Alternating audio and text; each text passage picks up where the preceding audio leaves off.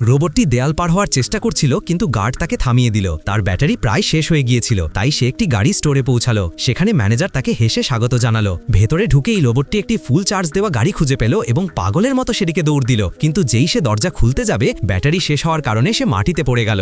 Manager ভাবল রোবটটি গাড়ির চেসিস পরীক্ষা করছে, তাই সে তাকে আদর করে তুলে গাড়ির সিটে বসিয়ে দিল। ম্যানেজার গাড়ির হার্ডওয়্যার সম্পর্কে বোঝানো শুরু করলো, কিন্তু তখনই রোবট তার পাওয়ার কর্ড বের করলো এবং সোজা চার্জিং পোর্টে প্লাগ লাগিয়ে দিল। রোবটটি আরাম করে সিটে গায়ে এলিয়ে দিল, একদম শান্তিতে। ম্যানেজার মনে করলো রোবটটি গাড়ির আরাম উপভোগ করছে। সে ইন্টেরিয়রের গুণমান বোঝাতে লাগলো, কিন্তু তখনই গাড়ির ব্যাটারি পুরোপুরি শেষ হয়ে গেল, কারণ রোবট সব চার্জ শুষে নিয়েছিল।